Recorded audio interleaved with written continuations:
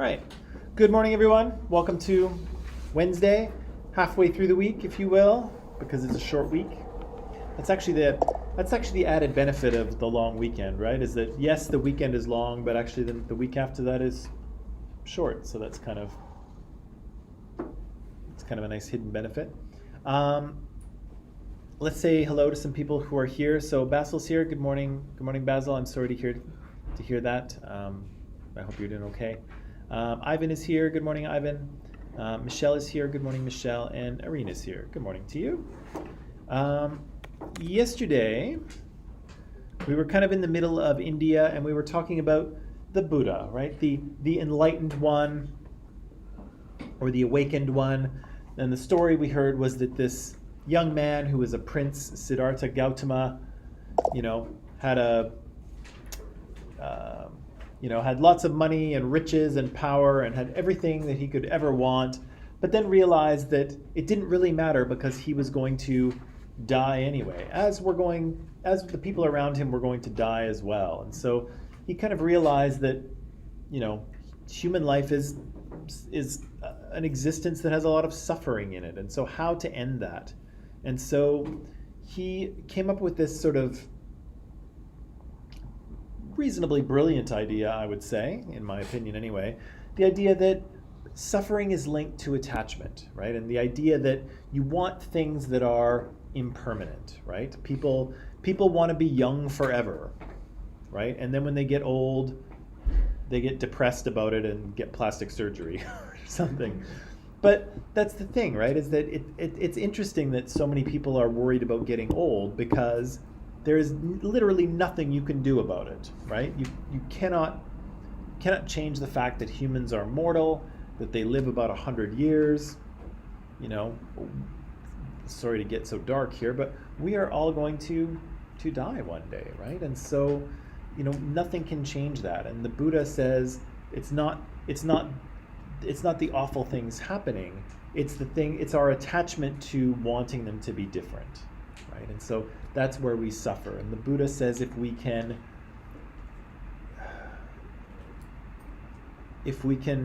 create a situation where we are not attached to outcomes and not attached to the way things are or the way things aren't, that we can actually suffer quite a bit less. And so he asked people to follow the Noble Eightfold Path, and there were 8 sort of rules to follow: right speech, right conduct, so on and so forth. And the last one he suggested is that people meditate, right? To train your mind to be present and aware. And a lot of the times we kind of go through our life and our minds are chattering away at us, and we're watching things on YouTube, and we're in class and people are talking to us, and we're reading things on the train or listening to music. And our minds are very busy, right? They're busy getting stimulus from the outside, and then the inside is kind of spinning along as well. And the Buddha has suggested that there is value in training the mind to be more aware of what is actually happening around it. So instead of your little inner monologue going all day long, talking, your little voice in your head talking to yourself, can you learn to quiet your mind? Can you learn to be aware of your circumstances in a very kind of deliberate, intentional way? And so as a little experiment, we tried that yesterday, and I don't know about you, it definitely worked for me, which it has before as well. It makes me, it does make me feel very centered and much more kind of aware of what's happening. Baha, you said it was tough? Yeah. It's not easy. It seems like it's easy, but it's... Even when I concentrated like that, then I started feeling cold into my nose and started feeling it going down. After we finished, just like something in a second. Interesting. Adel, did you feel anything? Did anything happen for you? Were you able to do it? Was it difficult?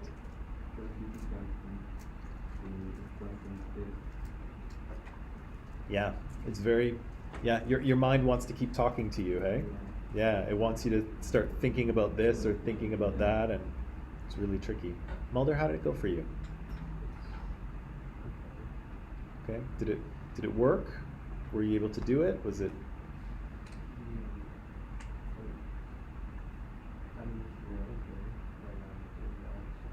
Okay. Were you able to quiet your mind? Yeah. It's not usually loud. Okay. Well, it's true. I mean, some people's minds are kind of busier than others, right? So yeah, maybe you had a bit of an advantage on some of us. Yeah, what'd you think? Amanpreet, did it work for you? Anything happen? Yeah. It comes on the mind and the topics if you're very interested in that. Yeah, it does. It does do that.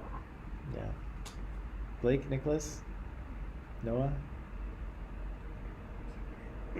What's that? It's okay. It's okay. Yeah, it's tricky to do, and it's something that, you know, I always kind of have it in my mind that I should do more of it, but for some reason I don't get around to it. Maybe I just have to like schedule it into my calendar and then just make time for it. But yeah, it seems to have I don't know, it seems to work for me, but it's interesting to try this thing, especially when, you know, people are doing this thousands of years ago in an attempt to understand their lives or the universe better. And yeah, here the Buddha's doing just that, right?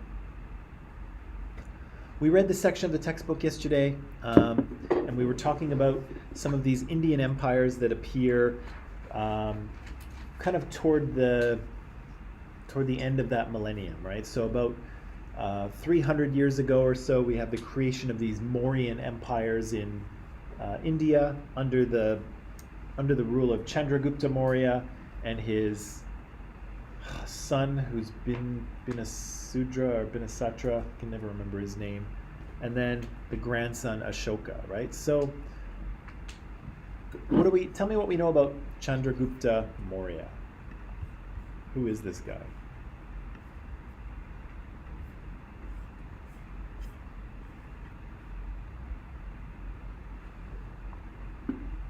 Or do you need a minute or two to review? Minute or two to review? Okay, just take a couple minutes, scan over that section of the textbook again, and then we'll talk about it, okay? So just a couple minutes.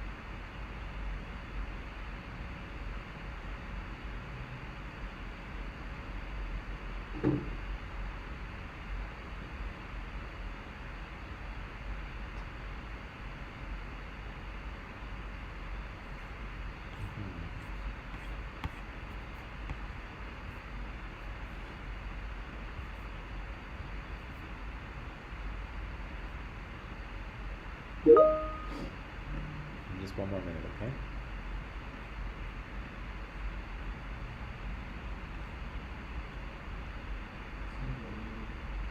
Say again? It's not downloading? Maybe try and quit your Teams and then go back into it.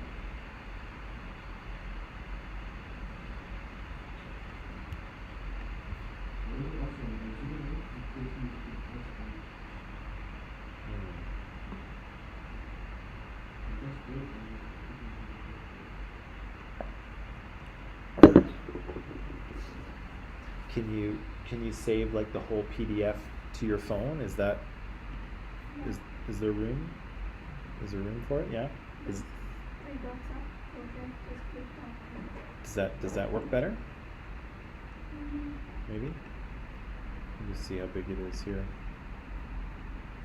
53 megs. Yeah, it seems like that's not bad. That's not big. Maybe try and save it to your phone if you can.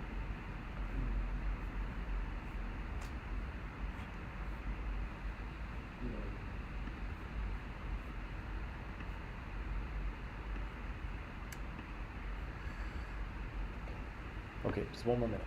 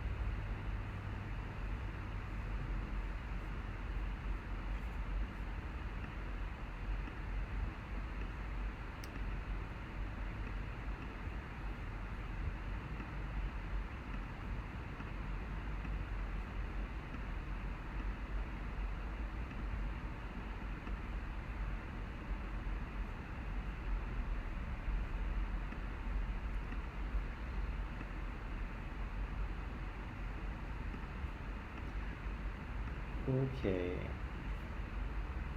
All right. So tell me about this first Indian emperor of this Mauryan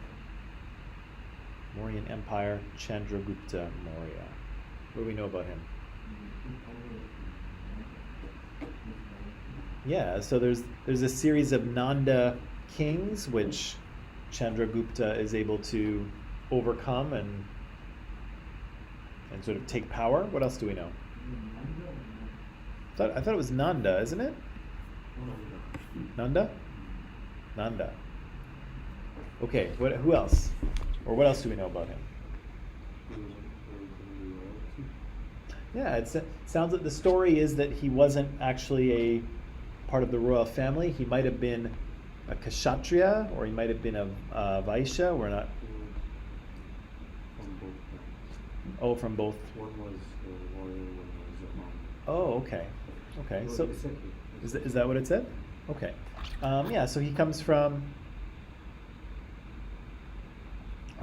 He comes from a less than royal background. What else do we know about him? How does he gain power?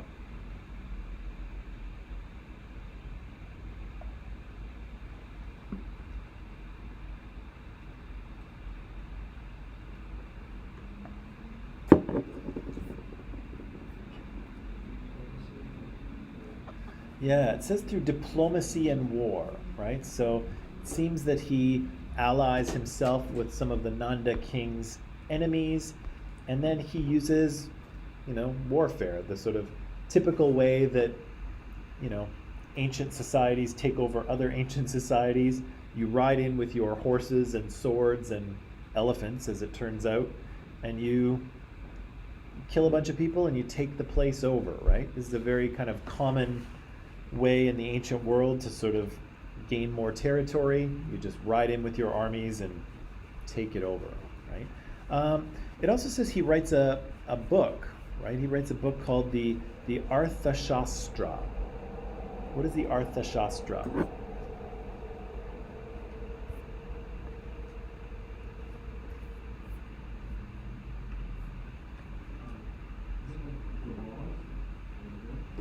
The laws for them? It's a what? A handbook. Okay. To allow you to do what? To become a king, right? So it's kind of a little guide, right? It's like, hey, if you want to be a king of an empire, here's what you need to know. Here's the approaches you should use. Here's the policies you should put into place. Here's how you should use spies.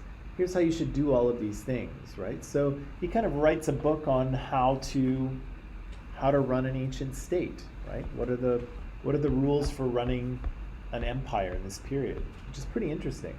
Although it does sound like he's a very traditional kind of ruler or empire, right? He rides in, he takes over places by the sword, and then he kind of rules over the kingdom or rules over the empire like a king, right? What happens so Chandragupta and Celusus, who we mentioned was one of Alexander the Great's generals, they are in conflict, right? And so there's some land that Seleucus has that Alexander has taken, that of course Chandragupta wants back. They fight it out for a little while, and then what happens?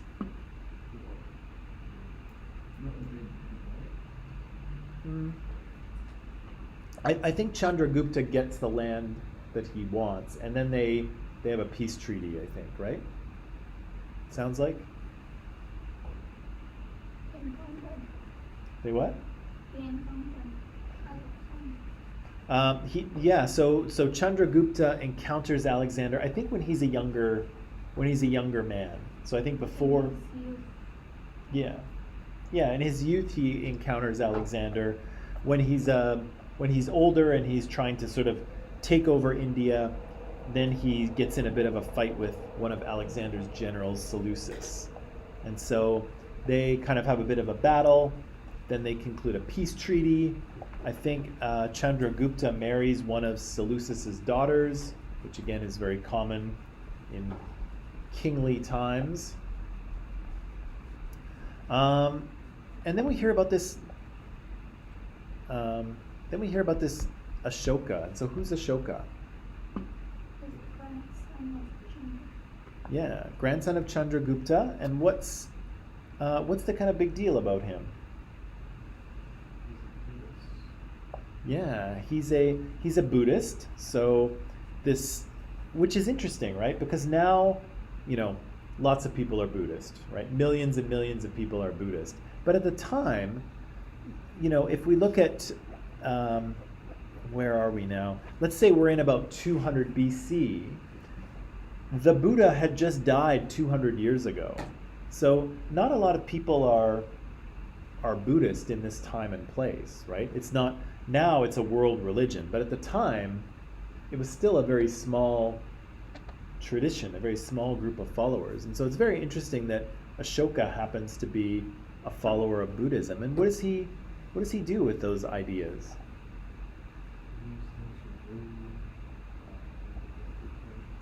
Yeah, he puts those kind of Buddhist practices into place, but he puts them into place in terms of ruling the state, which is really interesting because all states kind of need this. They need something that holds them together. Right? They need some sort of glue, especially if you have an empire, because empires are usually a bunch of different people, right? There's all kinds of different cultures and languages within an empire. And oftentimes in an empire, people have been, taken over by force, right? They haven't joined the empire willingly. They've been conquered. And so how do you get people to feel like they're part of one thing? How do you get people to cooperate? How do you get people to have common goals and expectations, right? That's part of statecraft as well, right? How do you bind together a bunch of different people and get them to work together and cooperate and behave? And so for Ashoka here, Ashoka thinks that Buddhist principles of nonviolence, principles of virtue, that's what will sort of help keep this empire together, right? These Buddhist principles. And so that's Ashoka's Dharma, right? What is Dharma normally? Yeah, the sort of universal law. But what's Ashoka's Dharma?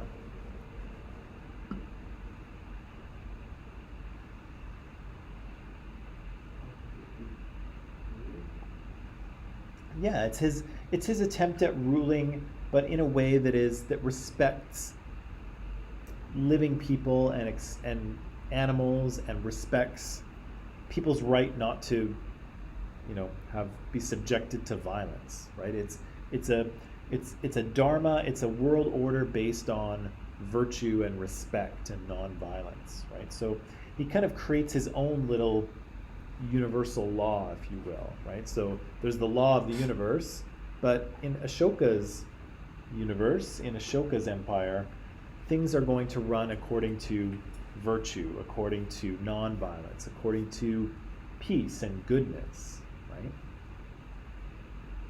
Which is pretty interesting because that's not really what his grandfather was up to at all, right?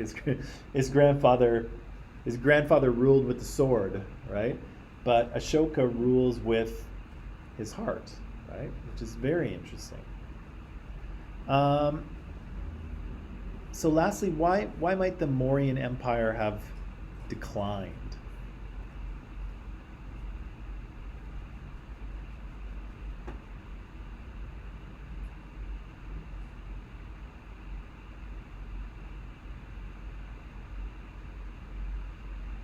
Why might this...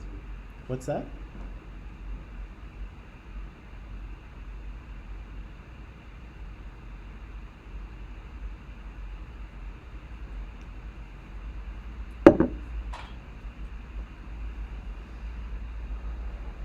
Why might this empire have declined? Because it says here that the king was not really too long. It was just short.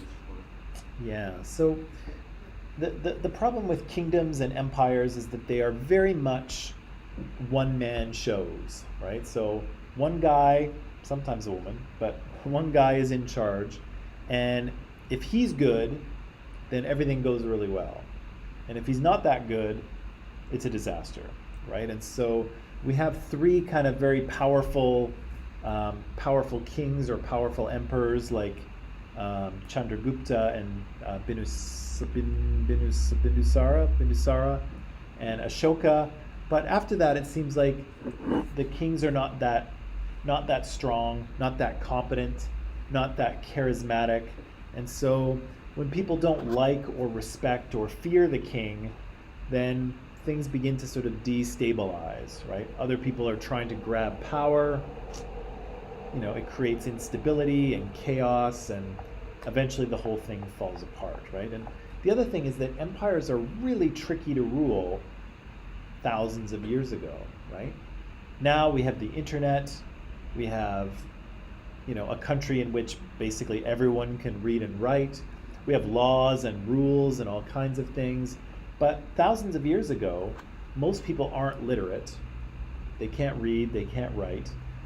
You don't really have a good way of communicating with all of your empire, right?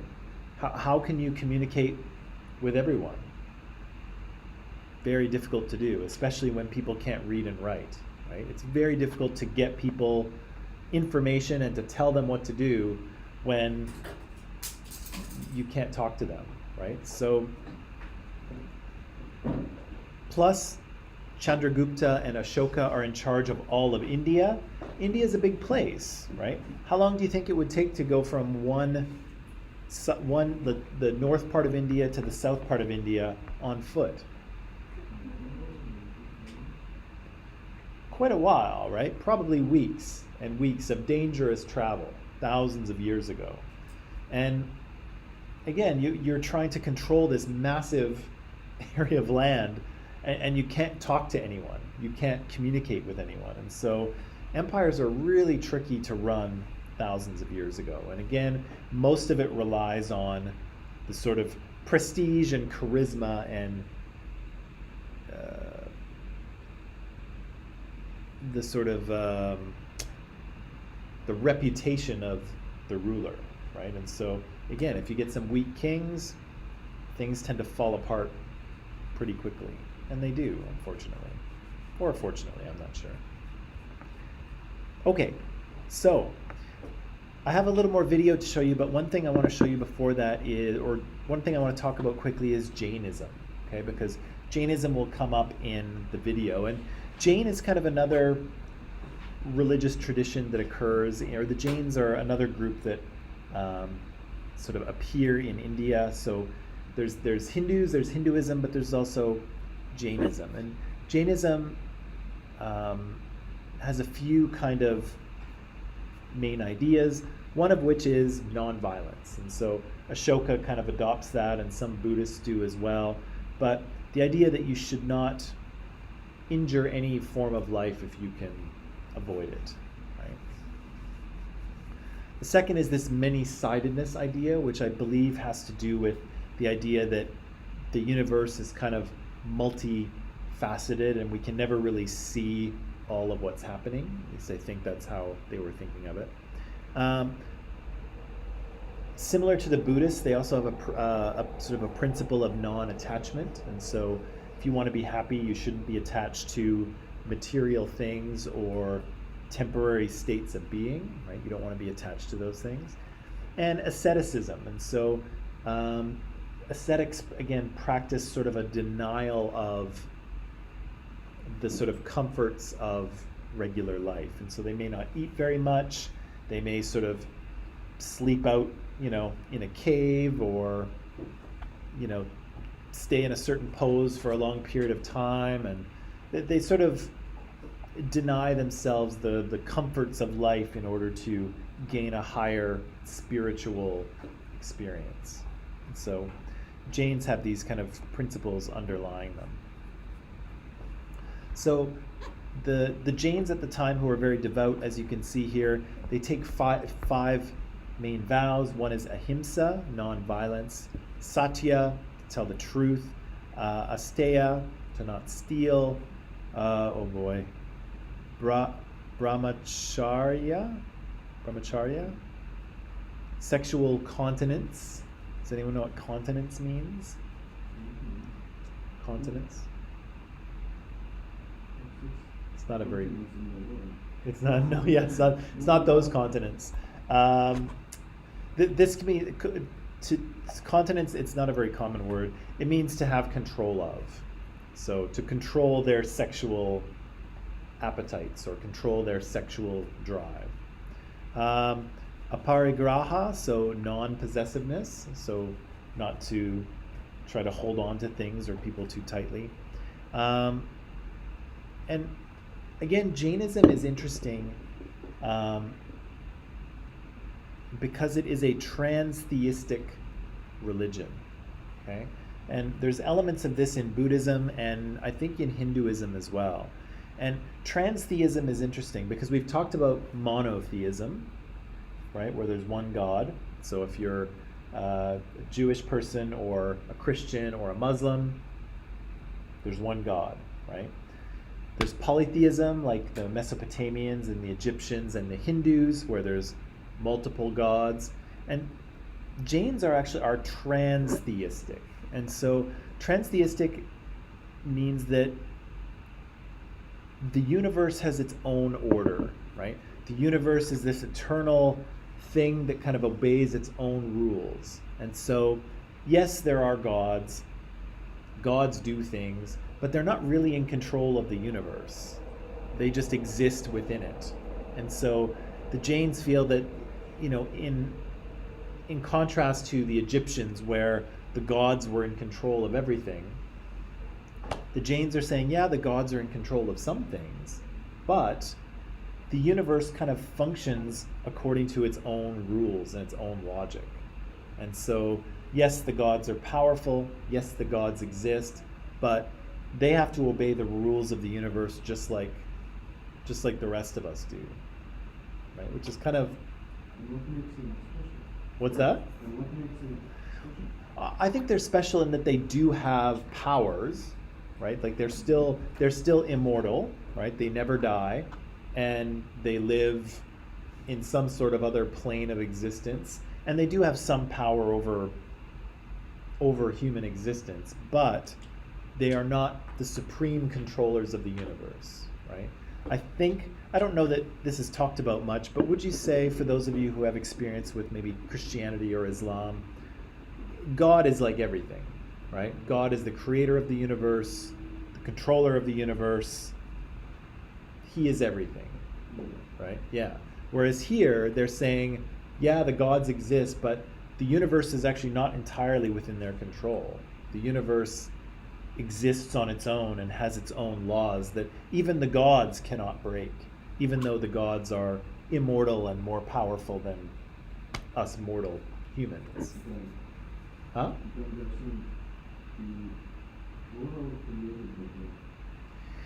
Well, that's another question, right? Is where did the gods come from, right? But the idea here is that the gods do not have control over the universe the way that they do in other traditions. And so the universe exists according to its own laws. Gods have to obey those laws just like we do, although they are more powerful than... yeah. Again, it's a different and an interesting way of thinking about the universe and thinking about what supernatural powers may or may not exist and what those supernatural powers can do and can't do, right? With sort of monotheism, with Christianity or Islam, God can basically do everything, right? Because God created, or Allah created everything and has control over everything, right? Whereas here, the gods do not necessarily have control over everything. The universe is its own thing. Right, so I've got a little bit more on Jainism here, which I probably won't go into because it's probably a little too much information.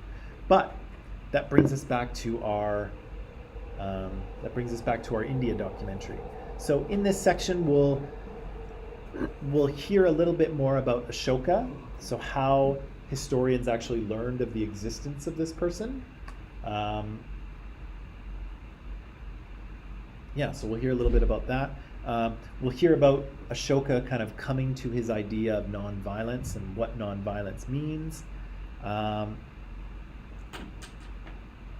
We'll hear a bit more about Ashoka, and then we'll hear a little bit about why it's so important to be kind to animals, because it is.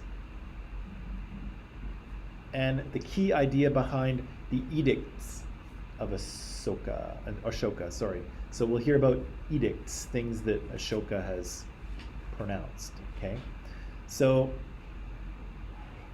37, we got 13. Okay, that's good. So online people, actually, I'm just going to make sure that I'm just going to put this link into Microsoft Teams because I just want to make sure that it's actually there. So just give me 1 second here. Just give me 1 second just to make sure that we all have the same. We're all singing from the same song sheet, as they might say.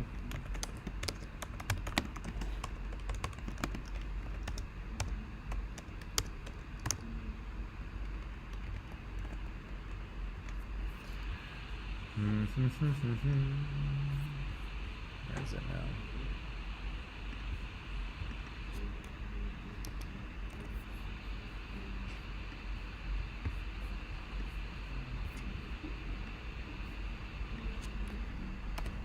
Okay, so for online people, I've put all of this information in Microsoft Teams so you can see it. As you can see, I'm asking you to watch from this point here, from 37 minutes, 37 and 47 seconds, all the way to 59 minutes, okay? So we'll do the same thing in class here. We'll watch this section, and then we'll talk about these questions, okay? So the link is in Microsoft Teams. I'll let you do that. And then once we watch that, we'll take a break, and then we'll come back, okay? So that's the plan. We'll see you in a bit.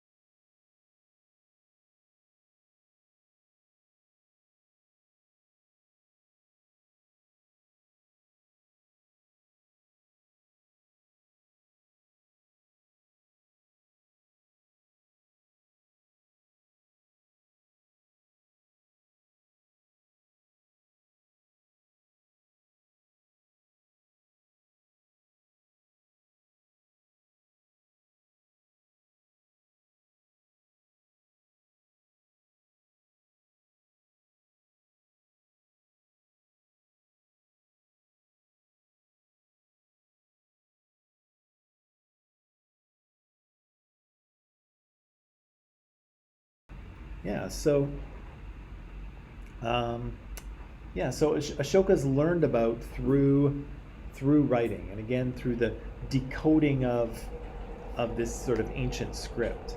How does he come to his idea of nonviolence, this Ashoka? After the son, After what? after the war he did, his son also, who died and died. Maybe I don't know if that's his son. Like it was in the movie, right? So who knows? Who knows what was going I on? assume that he won't care too much about the soldiers. It could be. It could be. I haven't seen. Maybe we should watch the movie. No. But yeah, he's actually kind of a pretty typical kind of ruler at the beginning, right? So he's waging these wars on other people. He wages war on the kingdom of Kalinga, and then following the battle, he comes to this realization that war is a tragedy for everyone, right? There are no winners. Everyone is either killed or cut off from the people that they love. War is a horrible thing, right? And so he, again, kind of travels the countryside, right? He winds up under the Bodhi tree, the same place that the Buddha sat and gained enlightenment. And Ashoka kind of comes to some similar ideas, right? About he's not going to rule people by force. He's not going to rule people by sword. He's going to rule them by persuasion, right? By convincing them that, in fact, this is the right thing to do. What then determines what's good and bad and right and wrong? What's the measure? What's the measure by which things are judged as good or bad or right or wrong in Ashoka's kind of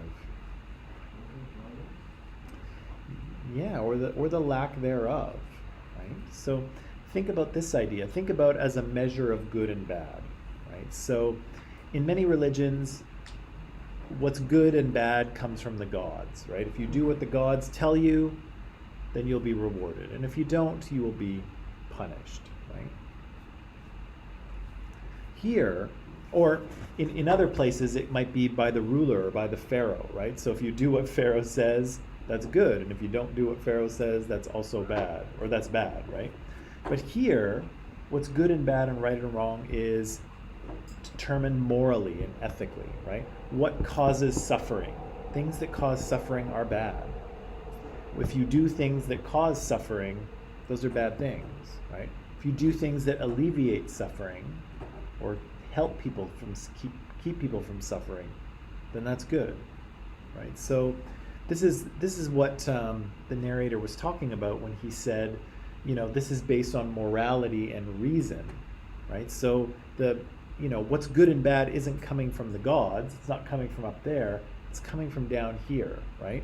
Should I do this thing or not? Well, does it cause suffering or not? And if it causes suffering, you shouldn't do it, right? And so it's a much more secular approach. It's a much more earthly approach to morality and to simply governing a kingdom, right? Rather than trying to figure out what the gods want us to do, what should we do in order not to cause suffering to other people? And even so far as not even to animals, right? So that's a totally different mindset, right? Think about it in terms of, what's right and wrong, what's good and bad. It's not, what should we do? It's looking around down here and saying, what should we do, right? In order to make sure that people do not suffer. That's a totally different way of looking at things, and one that's very different from kind of other places in the world at this time. Why did they say it's so important to be kind to animals?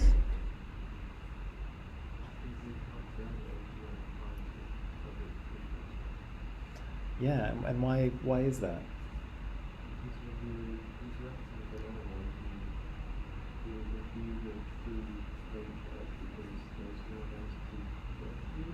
Yeah, that's what the lady who I assume runs that animal hospital says, right? Animals are, in some cases, helpless, and they, can't defend themselves. And so how you treat them sort of reveals your character, right? It reveals who you actually are.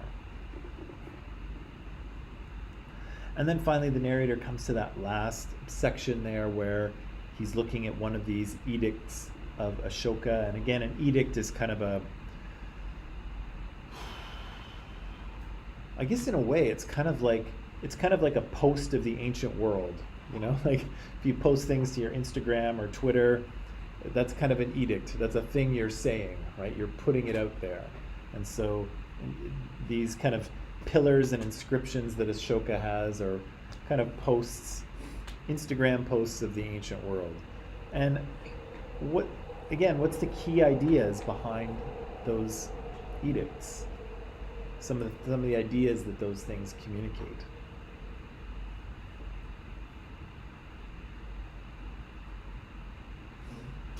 What messages are those edicts communicating to the people? Nonviolence. What else? Probably not in the edicts, but in terms of, that's probably one of the things that Ashoka is thinking about. Respect for everyone, right? What does he say? How does he imagine himself? Yeah, he says everyone all people are my children, right? Which is a little, it's a little presumptuous of him, but he is the ruler. But that's interesting, right? Because it does two things. It makes everybody in society equally his responsibility, right? So he's committing to caring for all people, but also he's setting himself up as the father, right? The father figure.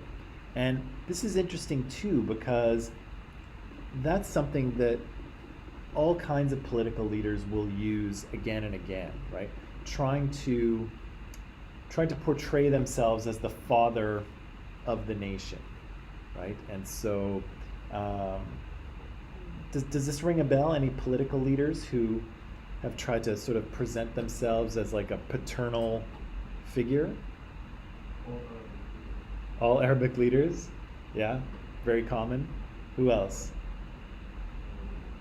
What's that? Never done that. They've never done that?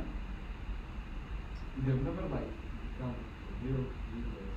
Oh, okay. But they've tried to present themselves that way? Yeah. Anyone else that you can think of that tries to present themselves as a father or an uncle or something like that? Oh, Erdogan. Erdogan, yeah. And his predecessor, Ataturk, is also thought of as the father of Turkey as well. Yeah. Well, yeah, they do. They do make themselves that way. Xi Jinping, I think, has tried to refer to himself as kind of a father or an uncle-like figure. Joseph Stalin, leader of North Korea, yeah. Kim Jong-un, yeah. The first Roman emperor, I'll put that in quotes for now, but Augustus, the first, he presented himself as a father to his children, his people of Rome as well. So it's a very common thing for leaders to present themselves that way, and here Ashoka is doing the same thing. Other ideas, so nonviolence, Ashoka as the father of all of his children, and people being somewhat equal.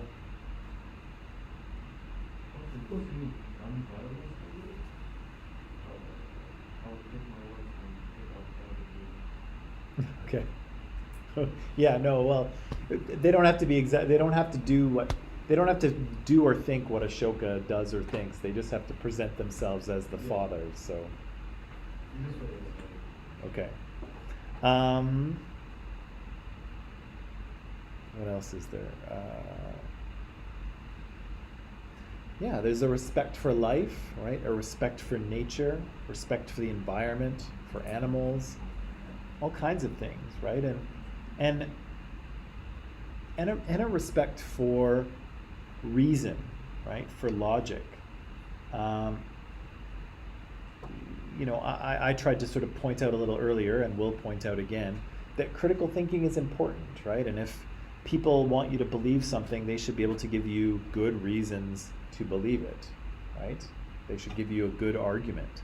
And here, Ashoka is doing just that, right? He's saying, I'll convince you that my ideas are good, but I'll convince you with reason, with logic. I'm not going to convince you with my giant sword where I say, do what I say or I'm going to cut off your head, right? That's not critical thinking. That's not reason. That's violence, right? So he's saying, I'll convince you that what we're going to do is a good idea with reason, right? And again, this stuff is happening thousands of years ago, right? And in a way that's, even by modern standards, is pretty sophisticated, right? And pretty enlightened, if I can use that word.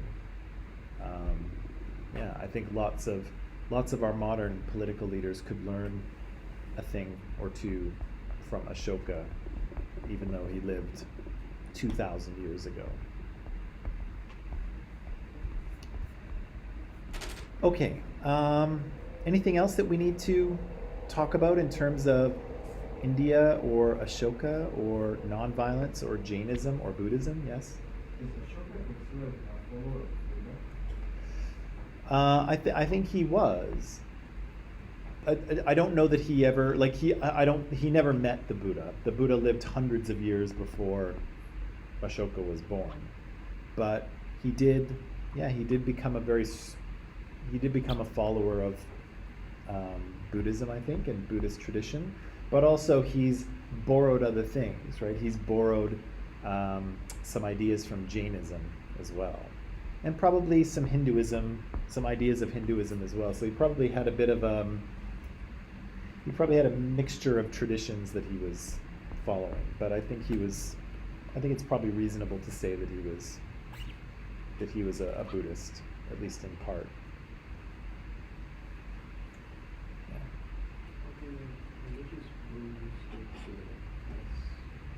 The religious rules? I might ask you one or two of them. Like with those, like if it was the Noble Eightfold Path on a quiz, the question is, I would say, name 2 of the 8 or something like that. I don't think it is though. No, it's not. So the India stuff is not part of this quiz, but I do stuff like that where I'll, if there's a bunch of things, I'll ask you to, give me 2 of the 3 or 3 of the 5 or something like that. Or so I usually don't ask for everything, but I usually sometimes I can ask for some of those things. So like the characteristics of religion. So I might ask you, give me 3 of those 5. We said there was 5 characteristics of religion. So I might say, tell me 3 of the 5 and maybe explain one of them. Or maybe another question would be, I would choose one of them, but I would say explain what this means or something. So I try to give you a little bit of forgiveness just in case you forget a couple of them. You can still use the ones you remember.